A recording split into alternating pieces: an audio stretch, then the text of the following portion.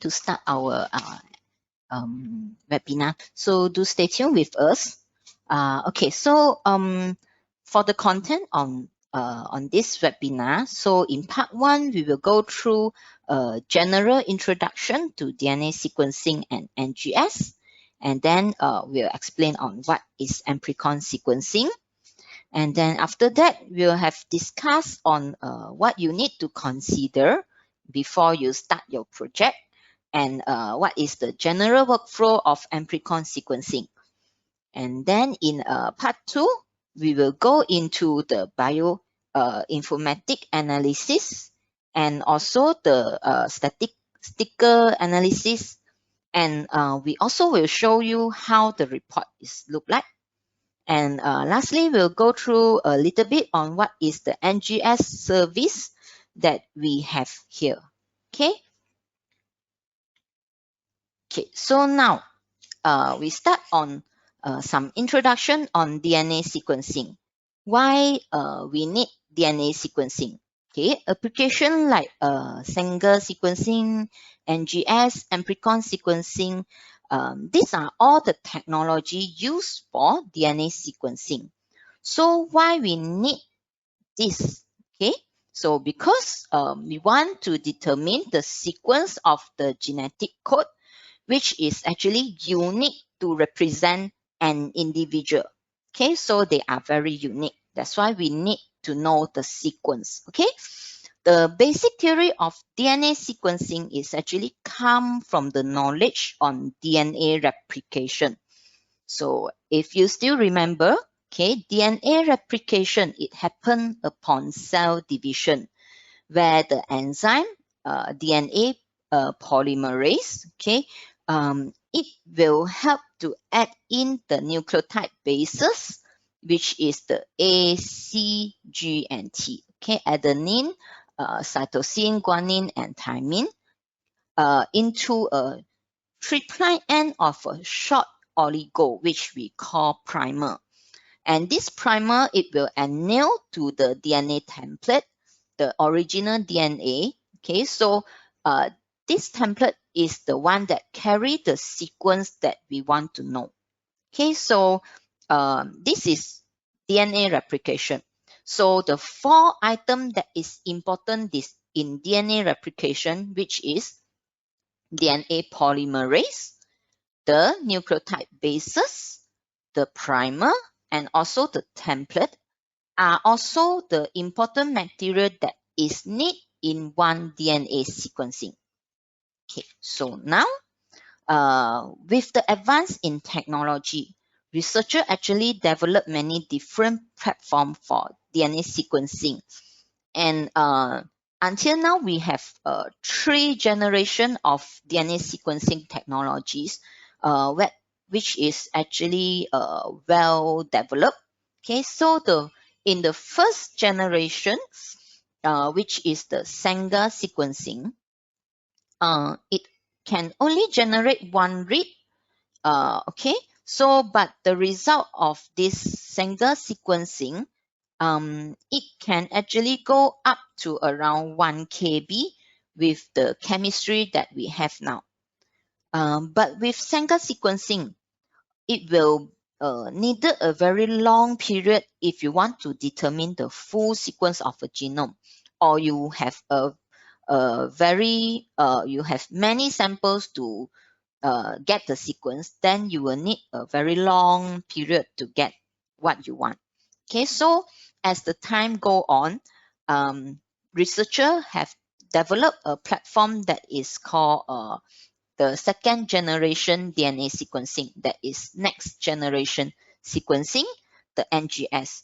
So in NGS, it can generate millions of reads from 1 run, but the read length is short.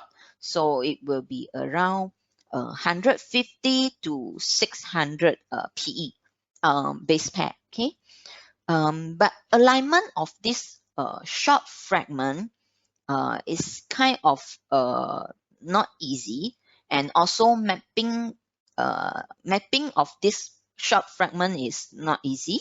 So sometimes there will have some gap.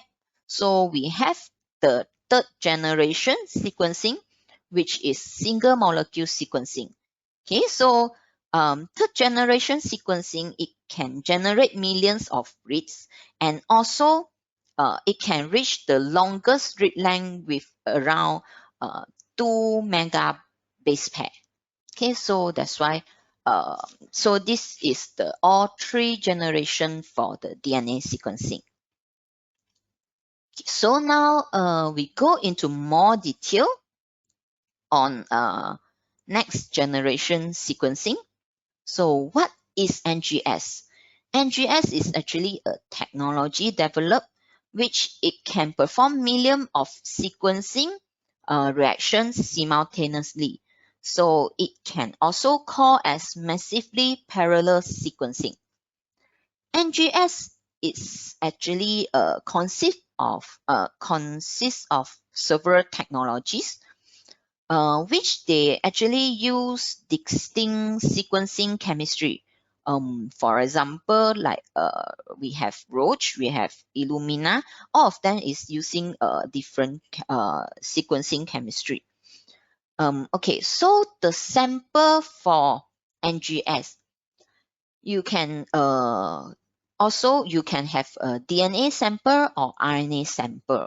Okay, but for RNA, the sample will go through the conversion from RNA to cDNA in a library prep before it will go through the sequencing. Okay, so now the main platform for NGS is Illumina, and this platform basically the sequencing approach used was sequencing by synthesis. And the purpose of this sequencing by synthesis is they want to generate multiple cluster so that they get many data, millions of reads, so in a very fast period. Okay, so the advantage of NGS, it can give you a high throughput. It can give you a high throughput data sequencing, so you can put in many samples in one run or in one reaction, which also you can get what you want in a very short period. Okay, so for NGS, there are actually many types of NGS, which they work for different study or different application. Like whole genome sequencing, it can use to sequence the full genome of an organism, and de novo is for unknown organism. So they will map the sequence with some reference. But inside here, all of this type, where is the Amplicon sequencing, which is our title today, right? Where is Amplicon sequencing? Okay, actually, Amplicon sequencing, it is under metagenomic. Okay, you may ask, why Amplicon sequencing is under metagenomic and not targeted gene sequencing? Okay, actually, both of these, they have same principle, which they target to in a sequence in a specific region under a gene or a genome. Okay, but they are used in different application or different study objective. Okay, so why Amplicon sequencing is under metagenomic? Okay, we explain a little bit on metagenomic. Metagenomic is actually a study on a total genomic content of a microbial community. Okay, so for example, you have a microbial community from an environmental sample. So you want to study the microbial content, okay, inside these samples, then you use metagenomic. Okay, so for metagenomic, there is two technologies. One is Amplicon sequencing and one is shotgun sequencing. Okay, so what is Amplicon sequencing?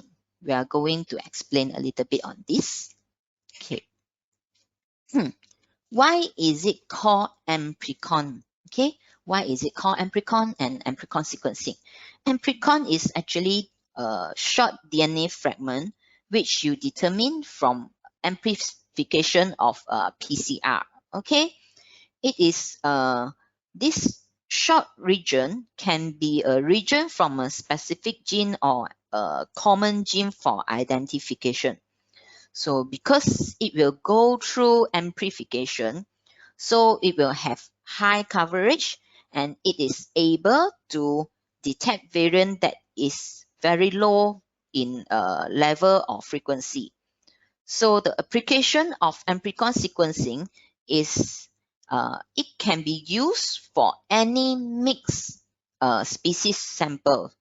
Okay, so for example, environmental sample or um, sample from human system, like a soil sample or water sample or blood sample. Okay, these samples, they may carry mixed species of microorganism like bacteria, fungus, protozoa. Okay, all these mixed species will be present inside the sample. So in Amplicon sequencing, you can only detect a specific target group of microorganism. For example, uh, if you are study on the soil sample, you want to know the fungus or the fungus inside the soil sample, then you can use the specific primer which is target to ITS to get all the possible to identify all the possible microbial uh, um, the fungus inside this sample. Okay, and for example, if you are study on blood and you want to know what is the bacteria inside the blood, then you may want to use 16S genes to target this bacteria group inside the blood sample. Okay, so now this is the advantage of Amplicon sequencing. So as I mentioned just now, it is good to detect community composition of a specific organism in a group. Then from the data, you can also make taxonomy classification for the specific group.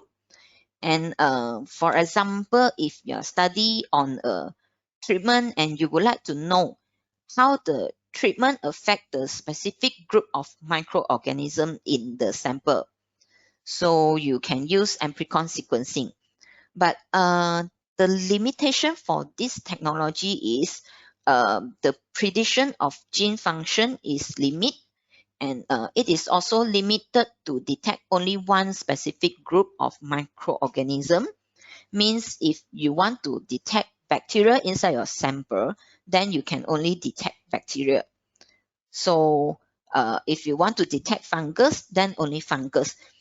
It cannot be used to detect both bacteria and fungus in one same run. Okay.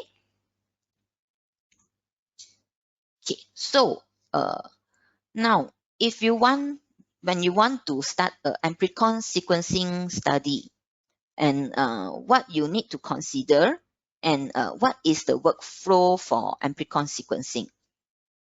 So before you start the project, first you will need to know what is the objective of your study. Your sample, like just now I mentioned, there can be bacteria, fungus, or algae or protozoa inside the sample. Okay, but what microorganism group that you want to target?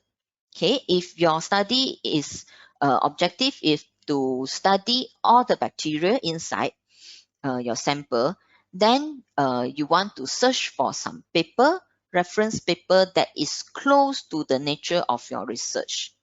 Okay, so for example, under this paper, okay, if you have sample from swamp forest and you want to study the bacteria inside this sample, you can find a similar paper like this.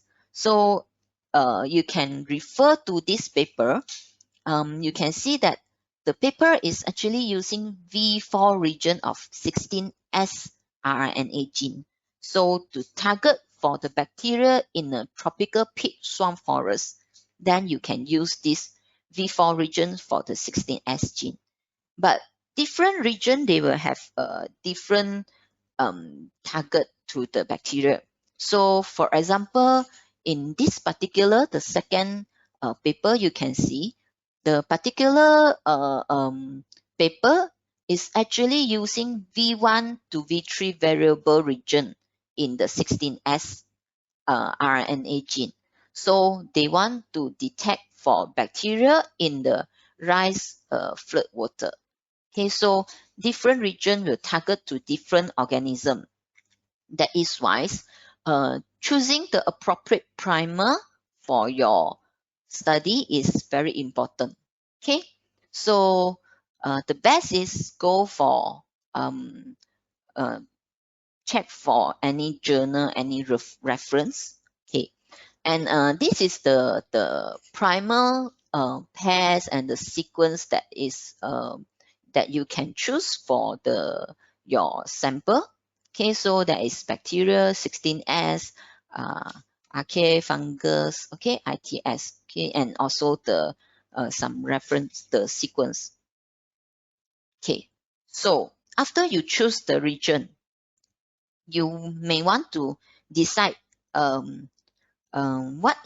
many raw reads or raw data to be choose so that you can study all the possible or also to get the rare frequency or the low frequency bacteria inside your sample, okay, for example. So first you can use is you need to find a reference paper also.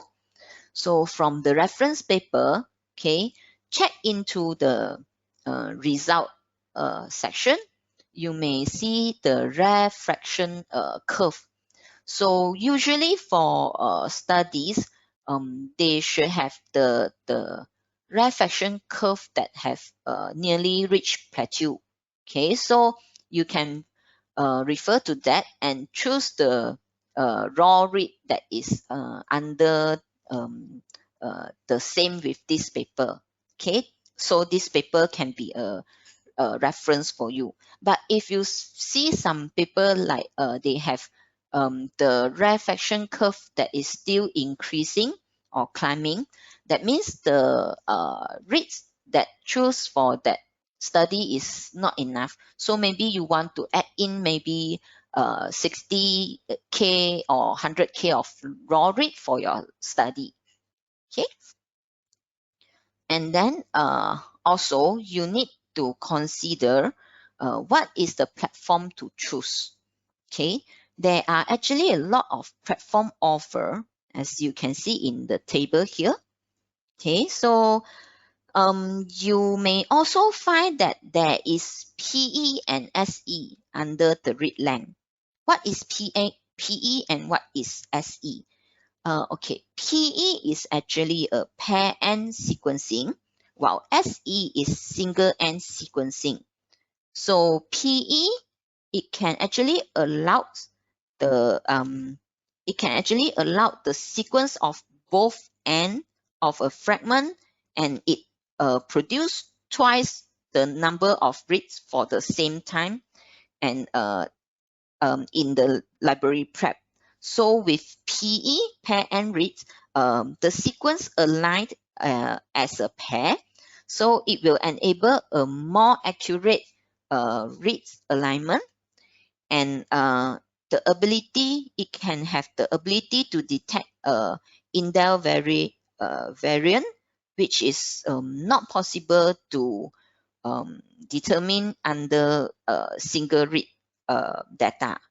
So for Amplicon sequencing, it is advisable to choose for PE, okay, pair and read.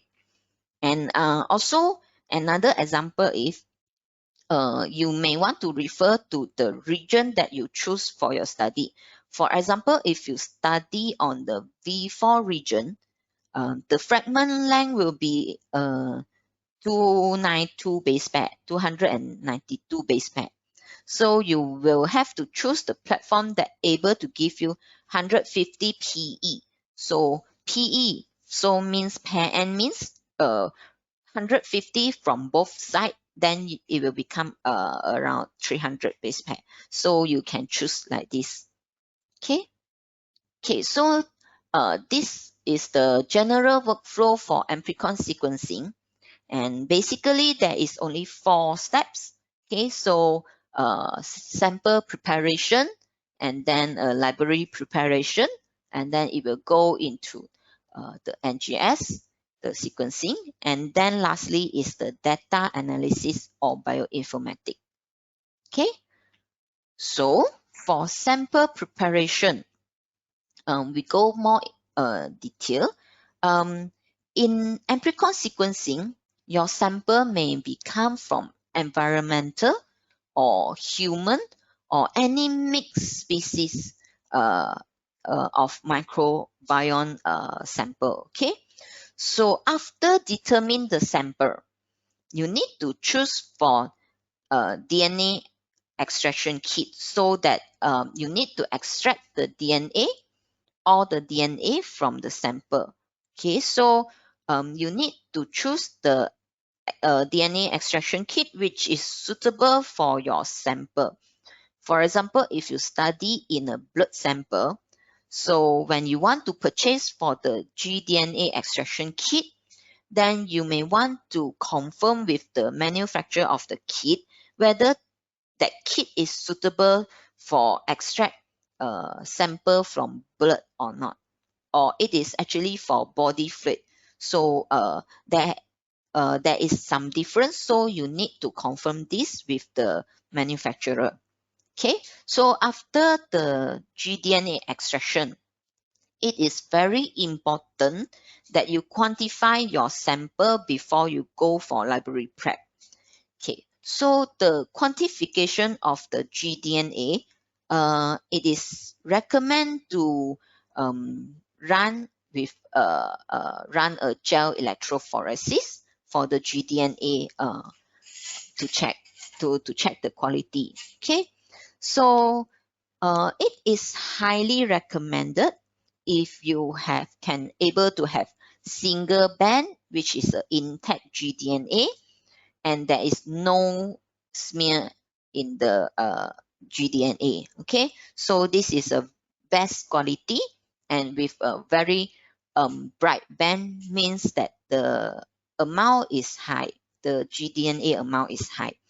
But sometimes you may find that your sample will have some smearing like this. Okay, so smearing like this is actually acceptable, but the gDNA amount may be also a bit low here, so it will be good to able to increase it, but smearing is actually acceptable.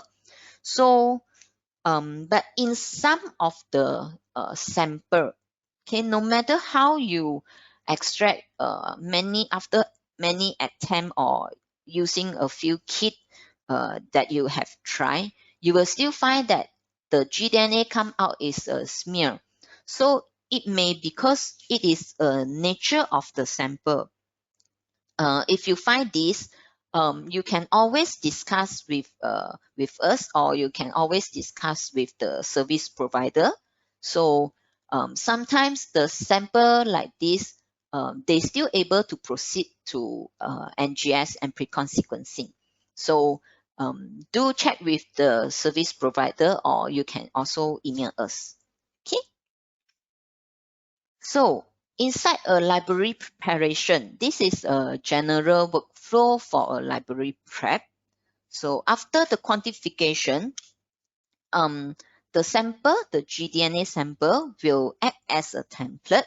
So in a library prep, there is typically 2 steps of PCR. Okay, So in a first round of PCR, it involved the amplification of the target gene by the specific primer.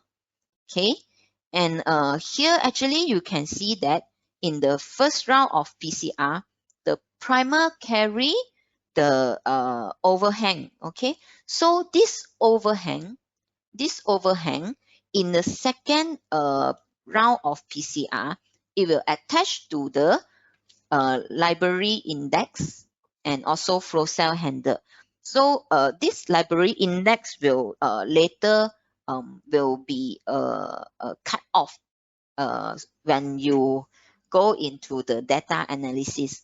But this library index is important for you to identify the sequence for your sample. Okay, so as you can see here also, in the end of each PCR, there will be clean up. So to clean up all the excessive primers or component in the PCR, so that they will not affect the reading of the data by the platform later. Okay. Okay. So after the library prep, the sample will run in the NGS platform that you have choose. And then lastly, it will go into the, after you determine all the results, the data, then we will need to analyze the data. Okay.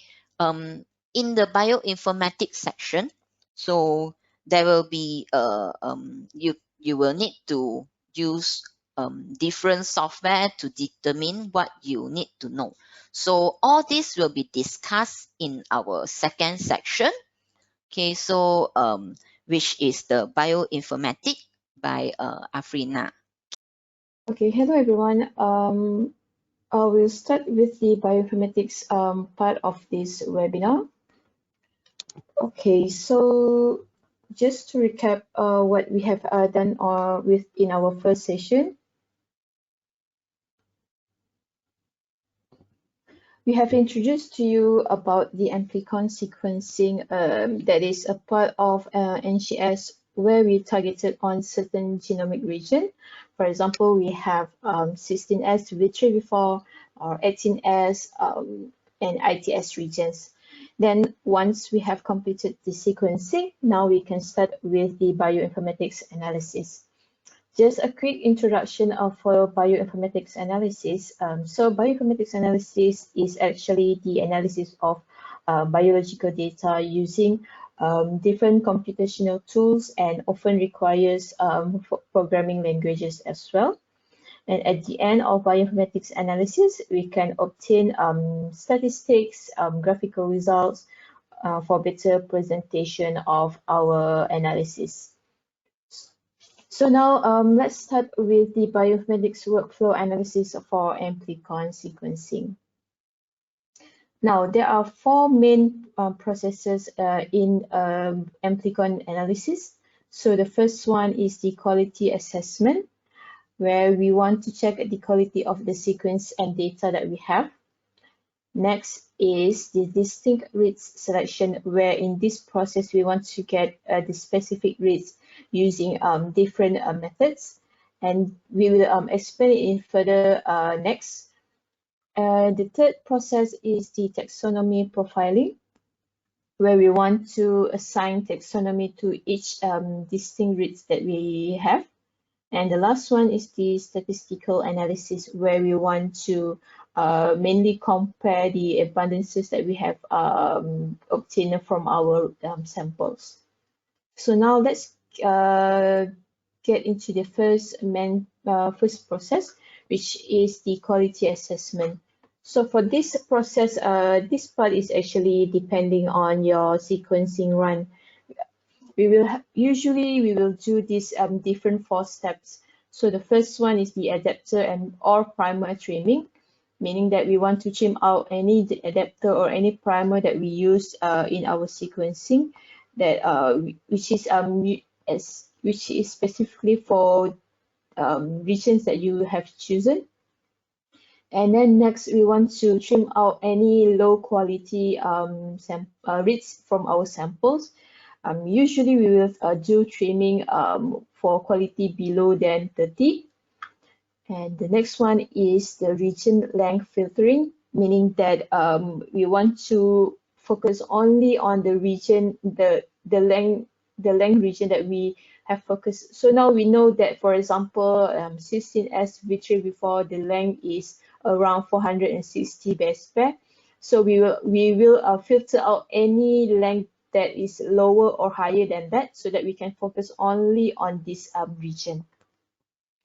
The next one is the chimera screening, meaning that chimera is actually the artifact sequence, something like a fake sequence that is formed when two biological sequences merge. This can be formed during PCR process, and it is actually common to have a chimera in your samples because this happens when closely related sequences are amplified. So we also want to remove this sequence out as well before we proceed with the next steps. Now, once we have done all of this, we can go to the next process, the distinct selection. Distinct selection is actually we want to get any distinct or unique sequence from our sample. We want to find if we want to find the unique sequence that are different from other reads. So there are, in general, there are two types of methods here. So the first one is the operational taxonomic unit, OTU, or we'll call it as OTU clustering method. So in this method, it clusters reads that are based on similarity threshold, usually at 97%. And there are a few types of OTU clustering method, which are de novo, closed references, and open references. So on this slide, I just want to show you how the concept of the OTU clustering. So for example, here we find this one sequence, and then we will take this as one OTU. So, and then next we can see another sequence that are almost similar but not exactly the same, because we can see that there is a difference at this position here. And then when we calculate the similarity of this sequence to this sequence, we can see that the similarity is around 99%. So we will take this as the same OTU. So this sequence we will also consider as OTU1 as well. Okay. So next, we find another almost similar sequence, and we can see that there are some differences here. So when we calculate the similarity, and we can see that the similarity is around 95%. So now we know that this sequence is actually not the same one as OTU1. So we will consider this as OTU2. So these two OTU is different, okay? And the same goes with the next sequence. Once we calculated the similarity, it is around 74%. So it is definitely lower than these two. So we will also consider this as another OTU. So basically, this is how OTU clustering method works. The next method is Amplicon sequence variant ASV method. So in this method, it's actually expect to have the biological sequences that can be observed more than the error sequences. And in this method, they only have de novo method, and they also contains a process called denoise, which is actually an error correction process. So they will do some correction here before they proceed with the calculation. So the same as previous example. So right now we have this one sequence, and then because ASV they can detect up to one nucleotide differences. So for example, here we know that this position is different than this one, right? So because of this, and also once they have checked on the biological sequences, we can say that this will be another ASV unit. So this one is the ASV1, and this one will be considered as another ASV2. The same goes for this one. For the next sequence, we can see that there are difference in this position. So this will also considered as another ASV unit, which is ASV3. And as well as this one, we see that these positions here are different. So this can be considered as another ASV unit. So that is how basically OTU and ASV are different. Okay, once we have done all of that, we can now assign the taxonomy to the reads that we have found before.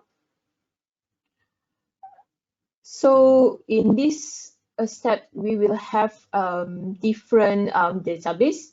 We can assign these reads to a reference database that we want that we choose. So usually we will go for Silva database, but we also have the other databases as well. For example, Green Genes, RDP classifier database, Unite database. But for Unite database, it is specifically for ITS region. And we can also curate our own reference database from NCBI database.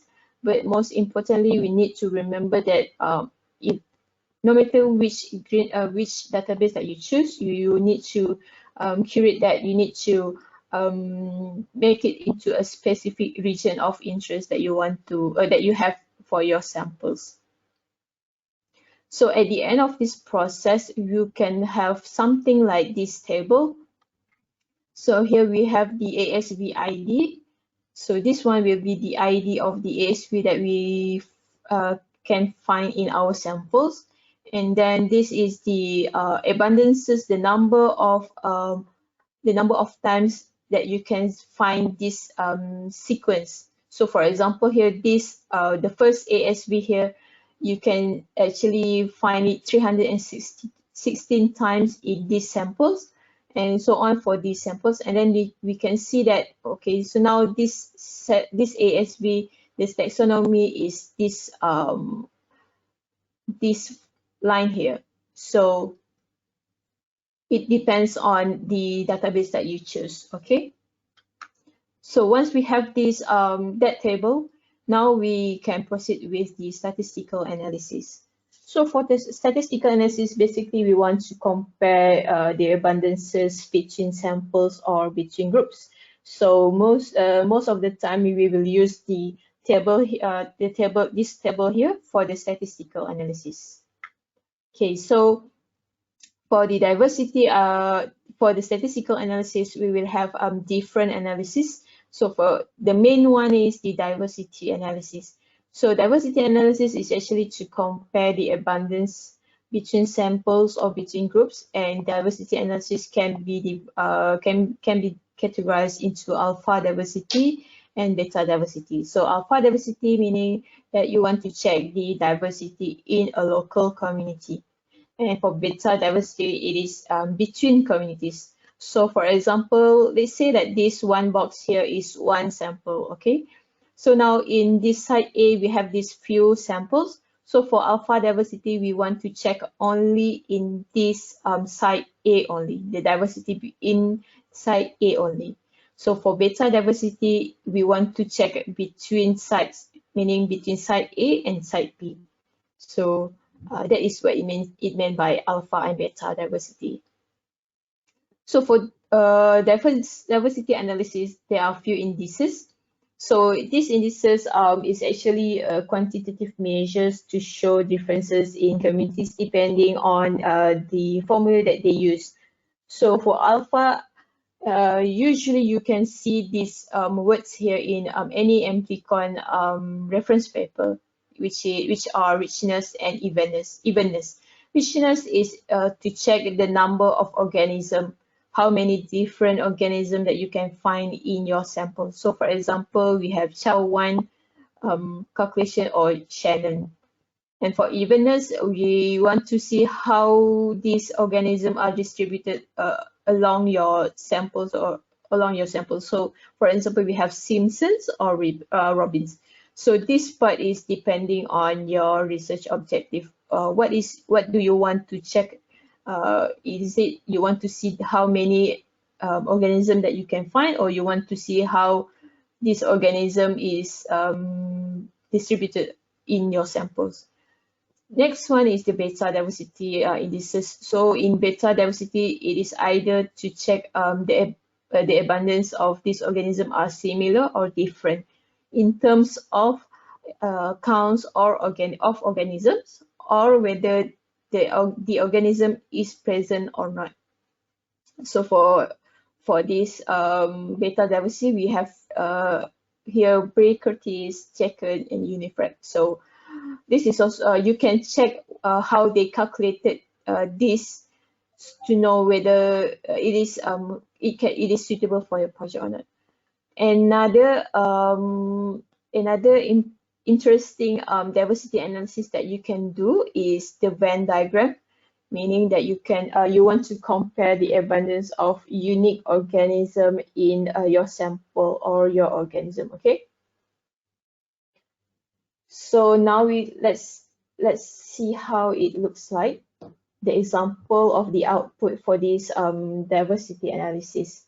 So here you can have something like this one, like a dot plot where you can have the value of each of your samples here, or you can also have a heat map here from the weighted Unifrac. And this one is the Venn diagram analysis that I have mentioned. So like in this one, because as I mentioned before, it is for unique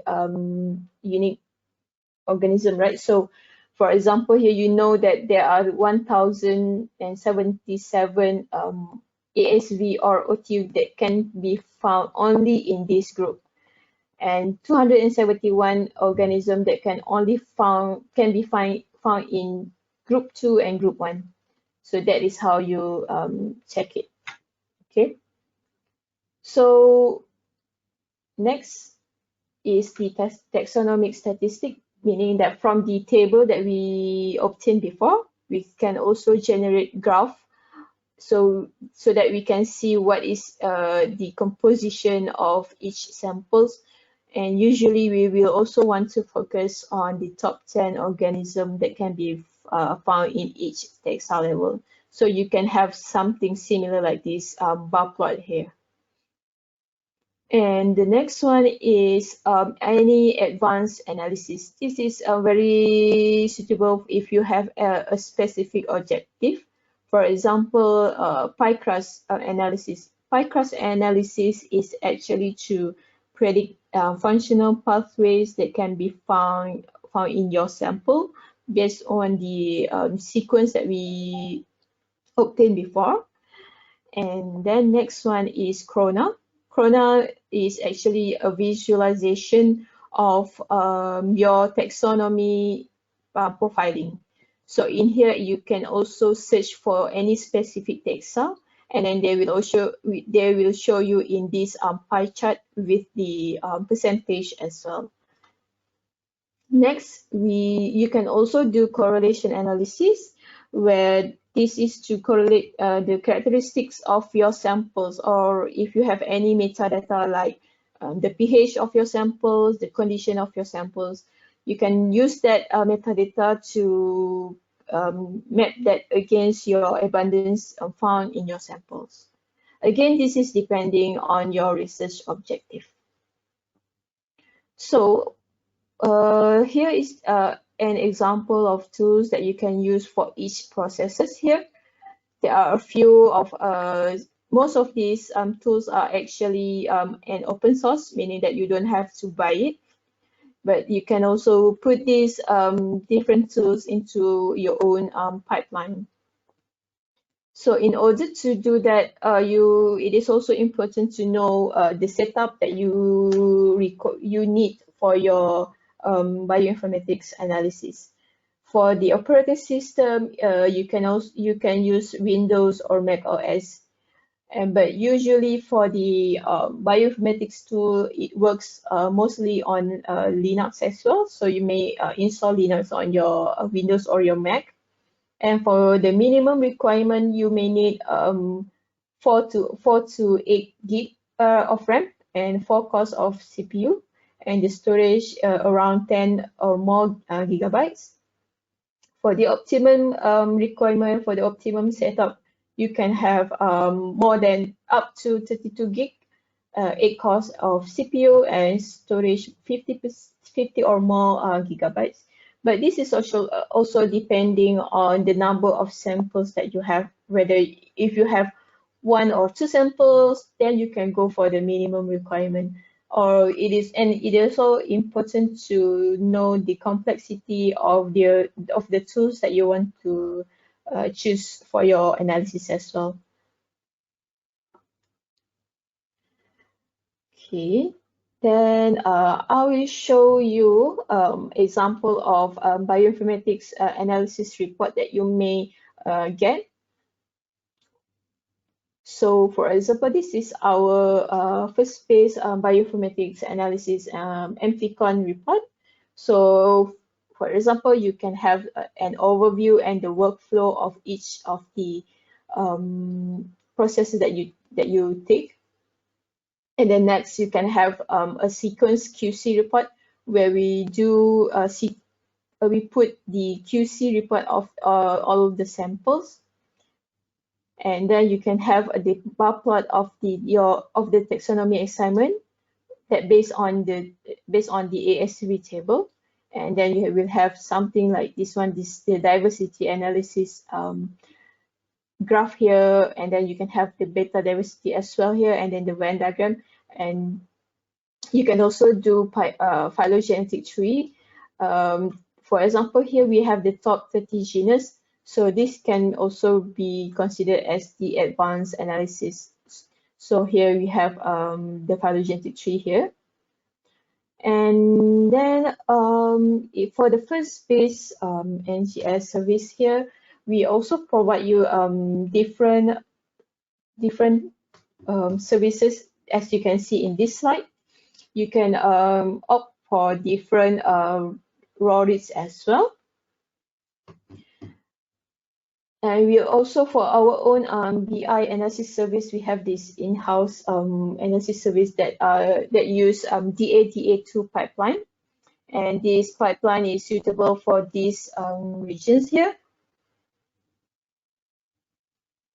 So if you want to know more about our bioinformatics analysis, you can always let us know and email us. Okay. We also provide other Amplicon services as well.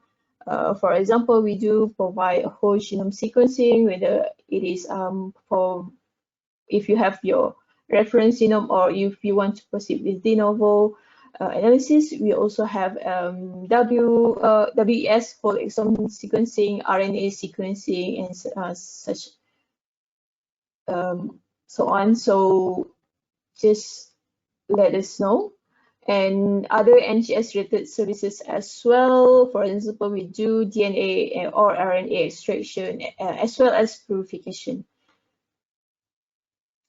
So this marks the end of this slide, the webinar. And just to conclude, we have introduced to you the application of next generation sequencing in research fields. We have also shown to you how you can use Amplicon sequencing to detect and profile the abundances of bacteria in your samples, and as well as the bioinformatics workflow, where you can use it to analyze the Amplicon data that you have. And there are also many different ways to utilize the data that you have, either by statistical analysis or bio visualization in bar charts and graph. But however, I just want to make it emphasize on this again, that it is important for you to know that you need to focus on your research objective before performing any bioinformatics analysis, especially for Amplicon sequencing. So it doesn't necessarily that you need to do all of this analysis. sometimes, because as I said before, it is depending on your research objective. So if you have any question or anything that you want to discuss with us, just let us know.